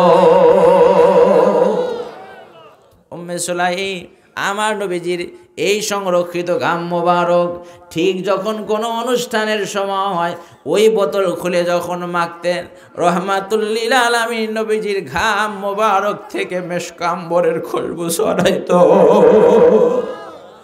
এ যুবক বন্ধুরা আমার, অতএব পৃথিবীর যে কোনো দার্শনিক আসমান থেকেও যদি নেমে এসে আমার রসুলের ব্যাপারে যদি ফতোয়া দেয়, রসুল আমাদের মতো মানুষ, রসুল আমাদের মতো সাধারণ মানুষ, এই কথা আমরা কোশ্চেন কালেও মেনে নিতে রাজি নাই। চিৎকার করে বলেন ঠিক কিনা? আমার নবী নূরে মুজাসসাম নবী, হায়াতুন নবী, রওজা তাহার শরীফ থেকে উম্মতের খবর রাখনেওয়ালা নবী, ওই রসুলের যদি একটু মহাব্বত ভালোবাসা কলিজায় যদি জায়গায় নিতে পারেন, আল্লাহর দরবারে যদি কবুল হয়ে যায়, মহান মনিবের দরবারে জান্নাতের মেহমান হয়ে যাবেন। জোরে জোরে বলেন না একবার মারহাবা। আমার নবীজি ঘুম থেকে জাগ্রত হলেন। এবার রহমাতুল লিল আলামিন তিনি উম্মতকে শিক্ষা দেওয়ার জন্য তিনি অজু করলেন। ঘুম থেকে যেন জেগে আমার উম্মত অজু করে, মসজিদে যাবে, অফিসে যাবে, ক্ষেত খামারে যাবে, যেখানেই যাবে অজু করে ঘর থেকে বের হবে। আমার রাসূলের সুন্নাত, জোরে বলেন ঠিক কিনা? আজ থেকে সিদ্ধান্ত নেব, যখনই কোনো কাজের জন্য বের হব ঘর থেকে, সে কাজটা হোক ইবাদত, আপনার মসজিদ কেন্দ্রিক হোক, মাদ্রাসা কেন্দ্রিক, অফিস কেন্দ্রিক, ক্ষেত খামার কেন্দ্রিক, হতে পারে আপনার বাজারে যাওয়া, তারপরেও একটু অজু অবস্থায় ঘর থেকে আমরা বের হওয়ার চেষ্টা করব। লাভ কি হবে? মা বোন সহ সবার জন্য বিনয়ের সাথে অনুরোধ করে যাই, রাস্তা পথে আল্লাহ না করুক মালাকাল মউত আমাদের আসতে পারে কি পারে না? কখন আসবে, কোথায় আসবে কেউ তো জানি না। এ যুবক বন্ধুরা, অজু অবস্থায় মহান আল্লাহ পাকের নাম নিয়ে বিসমিল্লাহি তাওয়াক্কালতু আলাল্লাহ, আল্লাহ পাকের উপরে তাওয়াক্কুল করে ঘর থেকে ডান পা দিয়ে বের হবেন, রাস্তায় চলবেন। অজু অবস্থায় যদি মালাকাল মউত এসে যায়, 99% আশা করা যায় আপনার মরণটা ইমানের সাথে হয়ে যাবে। এই জন্য আমলগুলো আমাদের দরকার আছে না নাই? আল্লাহ যেন আমাদের তৌফিক দেয়, জোরে বলেন আমিন। শীতকালীন সবসময় পানি আমরা নাড়তে পারবো না, অসুস্থ হয়ে যেতে পারি, সেজন্য আল্লাহর ওলিগণ নামাজ কোরআন তেলাওয়াত বাদে বাকি সময় অজুর দরকার হলে কমপক্ষে তায়াম্মুম করে নিয়েছেন। কি করছেন? তায়াম্মুম করে নিয়েছেন। আমার অনেক উস্তাদের শিওরের পাশে দেখেছি, ব্যাগের মধ্যে দেখেছি তারা তায়াম্মুমের মাটি রেখে দিয়েছেন। আমরাও চেষ্টা করি আমলগুলো করার জন্য। আপনাদেরকে অনুরোধ করব বাবা, কনকনে শীতের মধ্যে নামাজ যখন হয়ে গেল, কোরআন তেলাওয়াত হয়ে গেল, এবার আপনার অজু চলে গেছে, আপনি খানা খাবেন, বিছানায় ঘুমাতে যাবেন, অথবা আপনি অফিসের জন্য ঘর থেকে বের হবেন, পানি নাড়তে এখন কষ্ট মনে হচ্ছে, ঠান্ডা লাগতে আছে, অথবা বারবার যদি ঠান্ডা পানি স্পর্শ করেন তাহলে অসুস্থ হয়ে গেলে ফরজ ইবাদতের বিঘ্ন হতে পারে, জোরে বলেন ঠিক কিনা? এই জন্য কমপক্ষে আপনি তায়াম্মুম করে নিয়ে যদি আপনার ওই কাজগুলো করেন, খানা খাওয়ার সময় দস্তরখানাটা বিছিয়ে যদি খানা খান, বিসমিল্লাহ বলে আমার আল্লাহ পাকের মহান নামের অসিলা দিয়ে যদি খানা শুরু করেন, আমার আল্লাহ পাক আপনার সমস্ত কাজের মধ্যে বরকত দেবেন কে? বন্ধুরা আমার, আব্বাজান, ইমানদারেরা, রহমাতুল লিল আলামিন নবী এবার অজু কমপ্লিট করলেন। দেখুন রসুল আমাদের মতো না। আমি আপনি অজু করলে এই অজুর পানি দিয়ে যদি আর কোনো কাপড় চোপড় অথবা থালা বাসন পরিষ্কার করতে যাই, করা যাবে? মনে করেন হাত পা একদম পরিষ্কার ঝকঝকে, কোনো ময়লা নাই, অজু চলে গেছে, অজু করেছেন, সেই পানিটা কোনো গামলা বা কোনো পাত্রে সংরক্ষণ করে রাখছেন, যে কোনো ময়লা নাই, একদম পরিষ্কার পানি, স্বচ্ছ পানি, এই পানিটা কেন ফেলায় দেবো? এটা দিয়ে থালা বাসন পরিষ্কার করো। বাবুর আম্মু তুমি এই কাজটা করে নাও। বাবুর আম্মু যদি আপনার একটু বেতাইলে হয় তাহলে উত্তম মাধ্যম কিছু বলবে আপনাকে, ঠিক না বলেন? হ্যাঁ, ফাজলেমো করে জায়গা পাও না, অজু করে সেই পানি দিতেছে আমাকে থালা বাসন ধোয়ার জন্য অথবা কাপড় চোপড় পরিষ্কার করার জন্য। আর যদি স্বাভাবিক হয় কমপক্ষে বলবে, তাই কি হয় কখনো? অজু করলা সেই পানি দিয়ে কি আর থালা বাসন বা কোনো পাত্র বা কোনো পোশাক আশাক আর পরিষ্কার করা, এটা কি সম্ভব? এটা তো হবে না। এটা কেন বলছো? জোরে বলুন ঠিক কিনা? তার মানে এটা বলা হয় মায়ে মুস্তামাল, ব্যবহৃত পানি। এই ব্যবহৃত পানি দিয়ে আর কোনো পাক পাকিজি হাসিল করা যায়? কিন্তু আমার নবীর ব্যাপারটা দেখেন। নুজহাতুল মাজালিস কিতাবের মধ্যে আল্লামা আব্দুর রহমান সাফুরি রহমাতুল্লাহ আলাইহি তিনি হাদিস কোট করেছেন। আমার নবী, মায়া নবী অজু মুবারক কমপ্লিট করলেন। আমার নবীর অজুর পানিগুলো জিবরাইল আলাইহিস সালাম তিনি সংরক্ষণ করলেন। জিবরাইল আলাইহিস সালামকে নির্দেশ দেওয়া হলো এই পানিগুলো আপনি মিকাইলের কাছে দেন। তিনি মিকাইল আলাইহিস সালামের কাছে দিলেন। মিকাইল আলাইহিস সালামকে নির্দেশ দেওয়া হলো এই পানিগুলো হযরতে আজরাইল আলাইহিস সালামকে দেওয়ার জন্য। হযরত আজরাইল আলাইহিস সালাম তিনি তাই করলেন। অতঃপর তাকে নির্দেশ দেওয়া হলো এই পানিগুলো হযরত ইসরাফিল আলাইহিস সালামকে দেওয়ার জন্য। ইসরাফিল আলাইহিস সালামকে অর্ডার করা হলো এই পানিগুলো জান্নাতুল ফেরদাউসে জান্নাতের মধ্যে থাকা হুরিদের তাদের হাতে দেওয়ার জন্য। জান্নাতের হুরিদের হাতে যখন আমার নবীর ব্যবহৃত পানি দেওয়া হলো, মহান রব্বে কারিমের পক্ষ থেকে অর্ডার দেওয়া হলো, এ আমার জান্নাতের হুরিরা, আমার হাবিব আমার দোস্তের ব্যবহৃত পানি তোমাদের শুধু হাতে নয় তোমাদের চেহারায় মেখে নাও। যেই মাত্র জান্নাতের হুরিরা আমার আপনার নবীর ব্যবহৃত ওযু করা পানিগুলো তাদের চেহারায় মেখে নেয়, তাদের চেহারার সৌন্দর্য পূর্বে যা ছিল আমার আল্লাহ রহমাতুল লিল আলামিন নবীর পানির বরকতে তাদের চেহারার লাবণ্যতা আরো হাজার হাজার গুণ বাড়ায়া দেয়। আমার আপনার প্রচুর পানি দিয়ে ওটা কোনো কিছু ধৌত করাই শরীয়তে জায়েজ নাই, না জায়েজ। যার নবীজির ব্যবহৃত ওযুর পানি জান্নাতের হুরিরা তাদের চেহারায় মেখে তাদের চেহারার লাবণ্য সৌন্দর্য আমার আল্লাহ হাজার হাজার গুণ বাড়ায় দিয়েছে। জোরে বলেন না সুবহান। সহিহুল বুখারী খুললে পাবেন ওই জান্নাতের একজন হুরি, তাদেরকে যদি পৃথিবীর যে কোনো এক প্রান্তে, বাংলাদেশ এশিয়া মহাদেশ নয় তাম পৃথিবীর যে কোনো একটা কর্নারে দাঁড় করিয়ে দেওয়া হয়, আর ওই সময় ওই মুহূর্তে তামাম পৃথিবীব্যাপী সূর্য যদি আপনার আলো আপনার দিতে থাকে, সূর্যের কিরণ সর্বোচ্চ পাওয়ারফুল অবস্থায় যদি দিতে থাকে, রহমাতুল লিল আলামিন নবী আমার বলেন, উম্মত একটুখানি দুনিয়ার জীবনটা কষ্ট করে আখিরাতের জন্য কাটায়া দিয়ে যাও, কত বড় নিয়ামত তোমার জন্য আল্লাহ বাজেট করে রেখেছেন। ওই যে একজন জান্নাতের হুরি পৃথিবীর এক প্রান্তে দাঁড় করে দেওয়া হবে, আর ওই সময় যদি তামাম পৃথিবীব্যাপী সূর্যের আলো দিতে থাকে, তামাম পৃথিবীর সূর্যের আলো এটা একদম ইমলান হয়ে, এটা একদম মিশে গিয়ে নির্বাপিত হয়ে এই আলোটা বন্ধ হয়ে জান্নাতের হুরির ওই চেহারার আলোতে তামাম পৃথিবী একদম সর্বস্ব আলোকিত হয়ে যাবে। সূর্যের আলোকে ইমলান করে জান্নাতের হুরির আলোতে তামাম পৃথিবী আলোয় আলোকিত হবে, সর্বস্ব আলোকিত হয়ে যাবে। জোরে বলেন না একবার সুবহানাল্লাহ। এটা আপনাদের জন্য আল্লাহ বাজেট করেছেন, আপনাদের জন্য সেই হুরি আল্লাহ পাক তৈরি করে রেখেছেন। জোরে বলেন না একবার সুবহানাল্লাহ। আমার যুবক বন্ধুরা, এবার মায়ার নবী বেহেশতি নবী, ওনার সিনা সাক করা হবে, ওপেন হার্ট সার্জারি। জিবরাইল আলাইহিস সালাম জান্নাত থেকে মহান আল্লাহর নির্দেশে স্বর্ণের একটা আপনার সুন্দর স্বর্ণ খচিত স্বর্ণের একটা পাত্র নিয়ে আসলেন, একটা তস্তুরি নিয়ে আসলেন, এবং মায়ে জামজাম পৃথিবীর সর্বশ্রেষ্ঠ পানি, 1000 পানি একত্রে আপনার পরীক্ষা করা হয়েছে। 999টা পানির যত পানির গুণাবলী যত কিছু আছে, তন্মধ্যে মায়ে জামজামের মধ্যে সব চাইতে আল্লাহ বেশি নিয়ামত দিয়েছে। জোরে বলেন সুবহানাল্লাহ। সে মায়ে জামজাম দিয়ে আমার রাসূল পাক সাল্লাল্লাহু আলাইহি সাল্লামের সিনা চাক করা হলো, আমার নবীজির বক্ষ মোবারক বিদীর্ণ করা হলো, যেটা ওপেন হার্ট সার্জারি এখন করা হয়। কারো হার্ট ব্লক হয়ে গেলে মেডিকেল সায়েন্স এখন অনেক উন্নত হয়েছে, যে হার্ট এটাকে আপনার একদম বুকটা পুরো আপনার চিরে, কোনো সময় আপনার পায়ের আপনার রগ নিয়ে এখান থেকে আপনার ব্যবস্থাপনা দিয়ে তার ওপেন হার্ট সার্জারি, এই উন্নত চিকিৎসা বাংলাদেশেও আছে, ইন্ডিয়া অন্য উন্নত দেশে তো আছেই। আমার নবীর ওই যে ছোট্টবেলায় থেকে শুরু হয়েছে, 4বার আমার নবীর ওপেন হার্ট সার্জারি হয়েছে। একবার হয়েছে 6 বছরে, আর একবার হয়েছে 20 বছরে, আর একবার হয়েছে নবুয়তের পূর্বে যখন কোরআনুল কারীম নাজিল হয়, আর একবার হয়েছে 27শে রজব তথা 26শে রজবের দিবাগত রাত্রে মহান আল্লাহর কাছে যাওয়ার পূর্বক্ষণে। জোরে জোরে বলেন সুবহানাল্লাহ। কয়বার হয়েছে? 4 বার। কোন কোন রেওয়ায়েতে হয়তো 2 বছরের কথা আছে, তারপরে 6 বছর, তারপরে 20 বছর, তারপরে লাইলাতুল মেরাজে।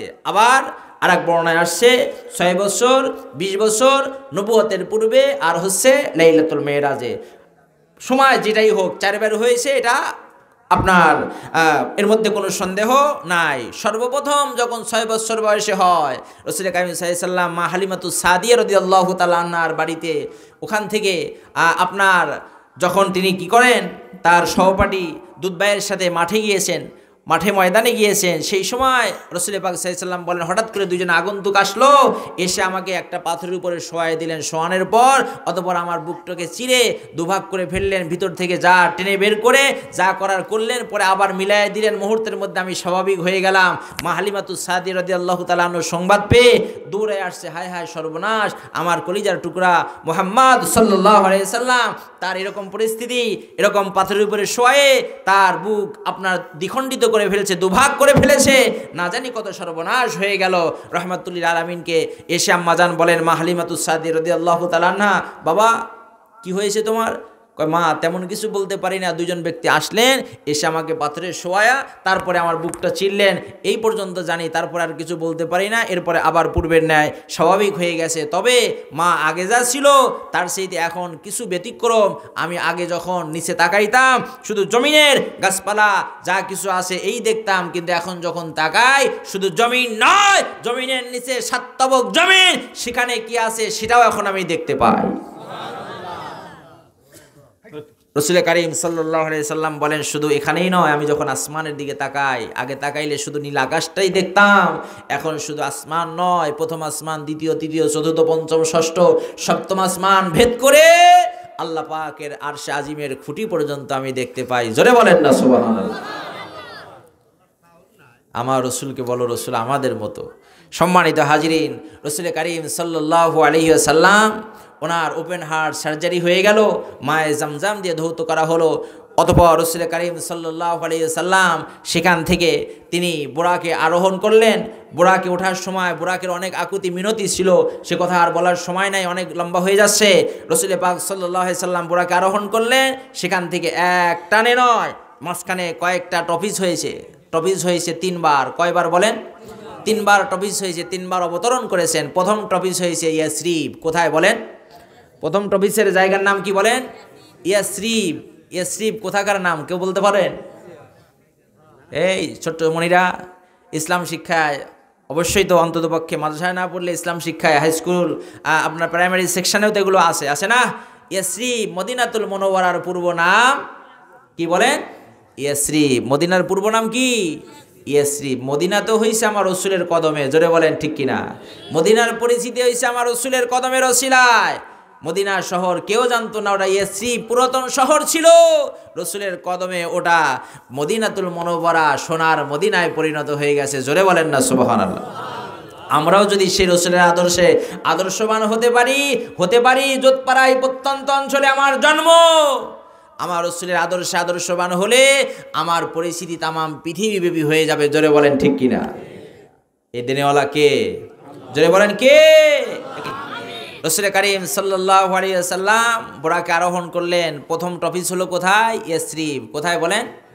ইয়াসরিব। মদিনার পূর্ব নাম ইয়াসরিব। রসুলের ওসিলায়, রসুলের কদমের বরকতে হয়েছে মদিনা।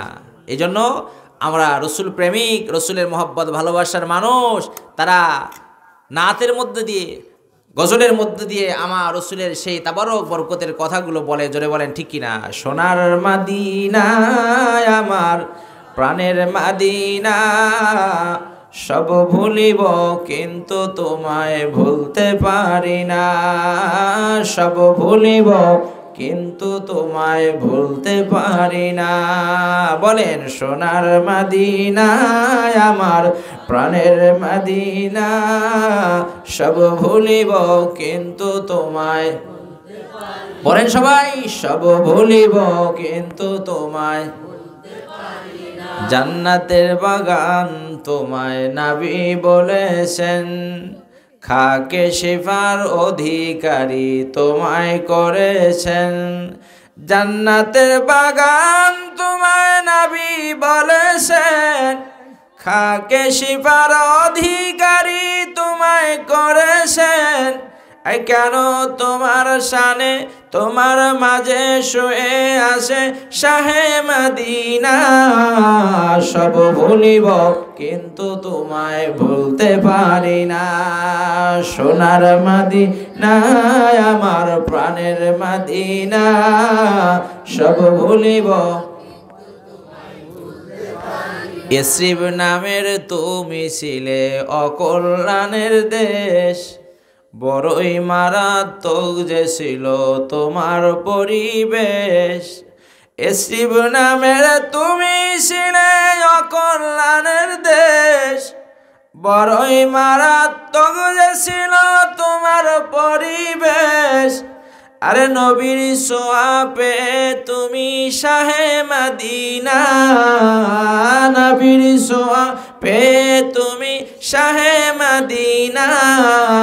সব ভুলিব কিন্তু তোমায় ভুলতে পারি না, সোনার মদিনা আমার প্রাণের মদিনা।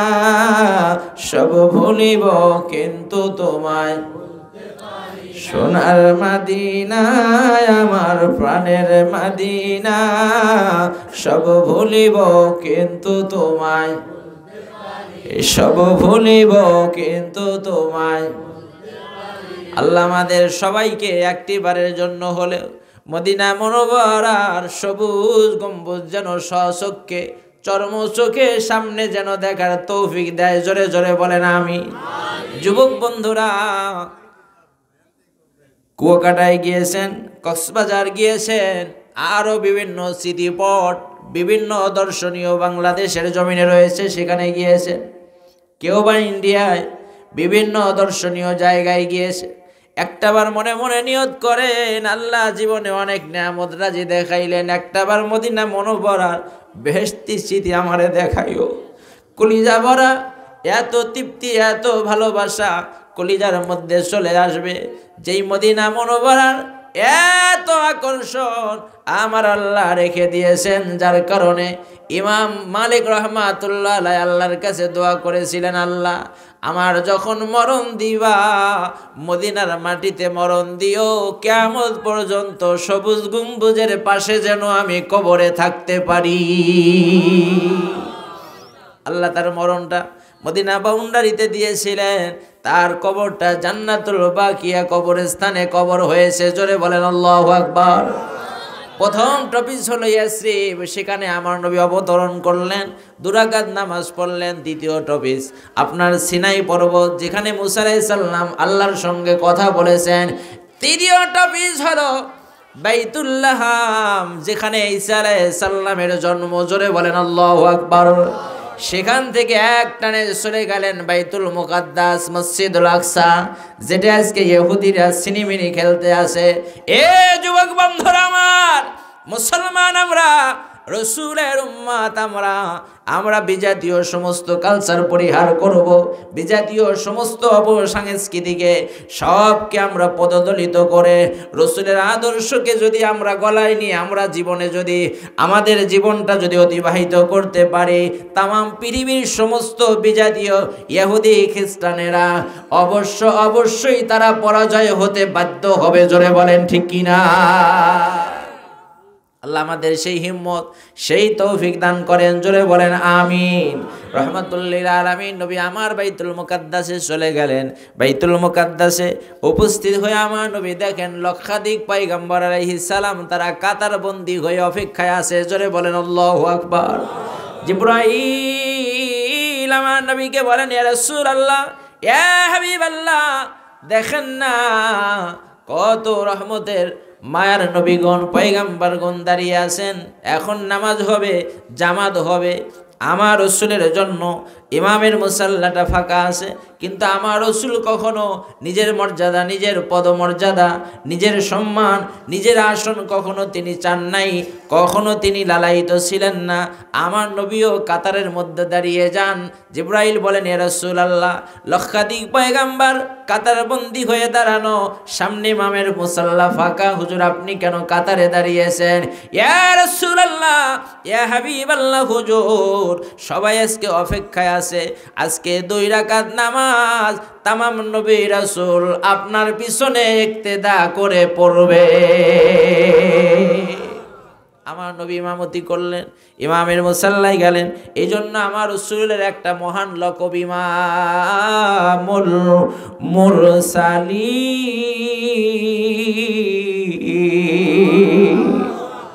ইমামতি না করে কাউকে ইমাম বলা যায় না, জোরে বলেন। আমার রাসূল ইমামতি করেছেন, রাসূলদের তিনি ইমাম, নবীদের ইমাম, এই জন্য ইমামুল আম্বিয়া ইমামুল মুরসালিন, জোরে বলেন কথা ঠিক কিনা। আমার নবী সেখান থেকে রওনা হয়ে গেলেন প্রথম আসমানের দিকে। মহান আল্লাহর কুদরতি সিদ্ধান্তে, কুদরতি জিম্মায়, মহান আল্লাহর ডাকে সাড়া দিয়ে তিনি প্রথম আসমানের দিকে রওনা হয়ে গেলেন। বলেন দিকে দিকে হাসি, লোকে লোকে খুশি, সব পুলকে দোলে রে, চলছে নবী মেরাজে। বলেন দিকে দিকে হাসি, লোকে লোকে সব পুলকে দোলে রে, চলছে নবী মেরাজে, চলছে নবী মেরাজে। বলেন না দিকে দিকে হাসি, লোকে লোকে খুশি, সব পুলকে দোলে রে, চলছে নবী। এই স্ফূর্তির দোলা জাগে সাদা সিতারায়, জাগিয়েছে দুলোকে ফুলকে, জোরে বলেন আল্লাহু আকবার। সাজিয়েছে জান্নাত গাহে হুর মালায়েক, দরুদ হরষে পুলকে গাহে, দরুদ হরষে পুলকে। ডাকে বাড়ি তালা মাহবুবে আলা, ডাকে বাড়ি তালা মাহবুবে আলা, এসো গো মোর দরবারে, চলছে নবী মেরাজে। বলেন দিকে দিকে হাসি, লোকে লোকে খুশি, সব পুলকে দোলে রে, চলছে নবী। সবাই বলেন মোহাব্বতে, চলছে নবী। মৌ মৌ গন্ধে গাহে হুর মালায়েক, মারহাবা কলতান, জোরে বলেন আল্লাহু আকবার। কষ্ট হচ্ছে আপনাদের? মৌ মৌ গন্ধে ডাকে হুর মালায়েক, মারহাবা কলতান, উসলিত কাউসার জান্নাত দ্বার সব খুলিয়া দিয়াছে রে দোয়ান, দ্বার সব খুলিয়া দিয়াছে রে দোয়ান। ওঠে রনি রনি সালাম ধ্বনি, ওঠে রনি রনি সালাম ধ্বনি, মিলন বিনা বাজে রে, চলছে নবী মেরাজে। দিকে দিকে হাসি, লোকে লোকে খুশি, সব পুলকে দোলে রে, চলছে নবী, চলছে নবী মেরাজে। বলবেন না একবার মারহাবা। বন্ধুরা আমার, ইমানদারেরা, প্রথম আসমানে নবী আদম আলাইহিস সালামের সঙ্গে সাক্ষাৎ হয়ে গেল, সালাম কালাম বিনিময় হয়ে গেল। দ্বিতীয় আসমানে গিয়ে হযরতে নবী ঈসা এবং ইয়াহইয়া আলাইহিস সালাম, তৃতীয় আসমানে ইউসুফ আলাইহিস সালাম, চতুর্থ আসমানে ইদ্রিস আলাইহিস সালাম, পঞ্চম আসমানে হযরত হারুন আলাইহিস সালাম, ষষ্ঠ আসমানে মূসা আলাইহিস সালাম, সপ্তম আসমানে মুসলিম মিল্লাতের জাতির পিতা ইব্রাহিম আলাইহিস সালাম, সেইখানে তার সঙ্গে সাক্ষাৎ হয়ে গেল, সালাম কালাম বিদায় হয়ে গেল। এরপরে আমার নবী রওনা হয়ে গেলেন মহাকাশ, মহাবিশ্ব, আলমে জাবারুত, সিদরাতুল মুনতাহা পর্যন্ত পৌঁছে গেলে জিবরাইল বলেন, ইয়া রাসূলুল্লাহ, ইয়া হাবিবাল্লাহ, হুজুর আমার পাওয়ার শেষ, আমার ক্ষমতা শেষ, এইখান থেকে আর এক বিন্দু পরিমাণ যদি আমি সামনে যাই হুজুর আপনার কিচ্ছু হবে না, আমি নূরের ফেরেশতা পুরে সারকার হয়ে যাব। হুজুর এই পর্যন্ত আমার ক্ষমতা, আমার সীমা ছিল, আপনার খেদমতে আসছিলাম নবী গো, আমি আর এক বিন্দু পরিমাণ আমি অগ্রসর হওয়ার ক্ষমতা রাখি না। দেখেন ফেরেশতা কিসের তৈরি বলেন? ফেরেশতা নূরের তৈরি, নূরের তৈরি ফেরেশতা যেখানে অপারক সেইখানে রহমাতুল লিল আলামিনের ক্ষমতা সবে মাত্র শুরু। জোরে জোরে বলেন মারহাবা।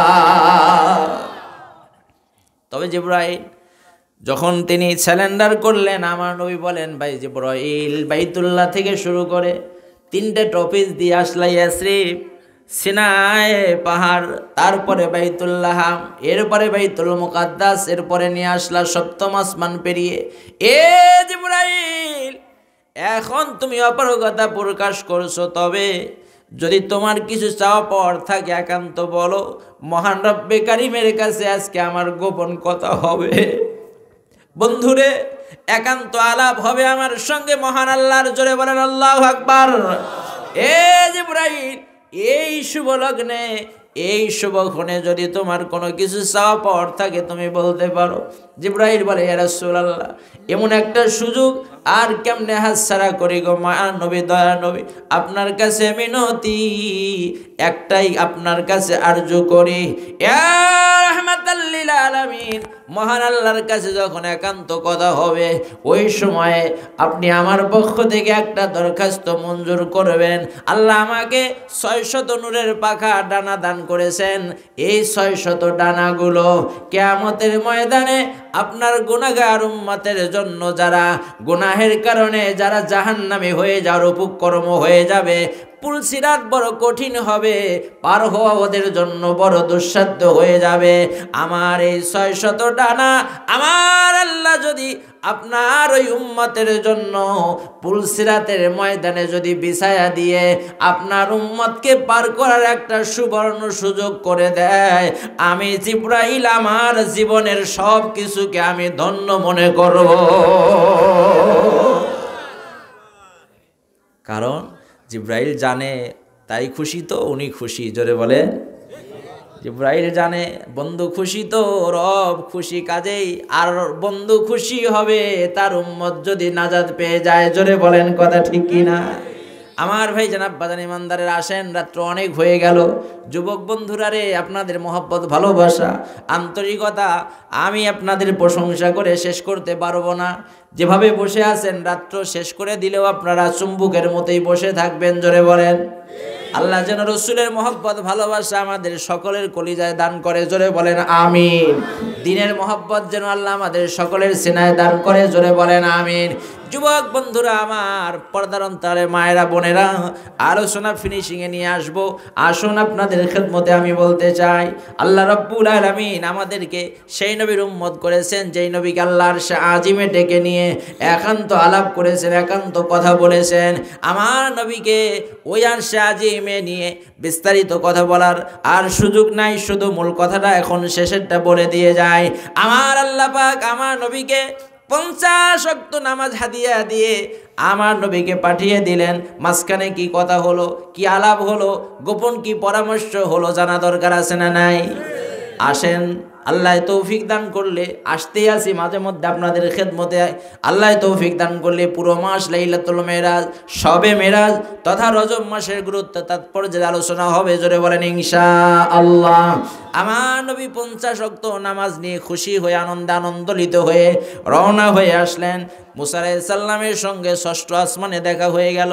নবী ডাকতে বলেন, ওগো আল্লাহর পয়গাম্বার, ওগো আল্লাহর হাবিব, কি নিয়ামত নিয়ে আরশে আজিম থেকে ফিরলেন।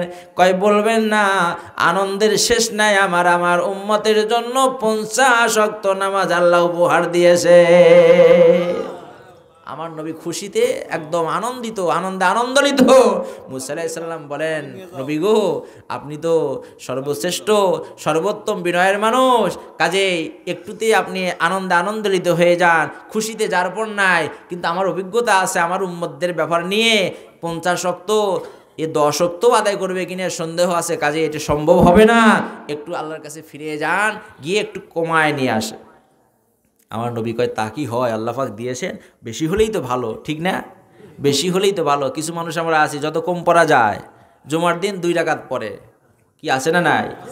অন্য অন্য ওয়াক্তে ফরজ ওয়াজিব সুন্নাতের গুরুত্ব আর অনেকে দেয় না, খুব ফরজ হয়ে গেলে বাস চলে যায়। ফরজ ওয়াজিব সুন্নাত নফল সবই দরকার আছে না নাই বলেন? আমার নবী মুসা আলাইহিস সালামের অনুরোধ কর্মে চলে গেলেন। যাই, উনি যখন বলছেন আল্লাহর কাছে বলেন, আল্লাহ আমার উম্মতের জন্য কষ্ট হবে, একটু কমায় দেন। আমার ভাই মুসা আলাইহিস সালাম তিনি আমাকে পরামর্শ দিয়েছেন, সুতরাং আপনি একটু কমায় দিলে আমার উম্মতের জন্য সহজ হবে, তাদের জন্য কষ্ট লাঘব হবে। আল্লাহ পাক বললেন ঠিক আছে। আসছো যখন 10 কমায় দিলাম, 40 থাকলো। রসুল খুশি, আবার চলে আসলেন। পরপর এরকম 4 বার, 4 10 40 কমালেন, কত থাকলো?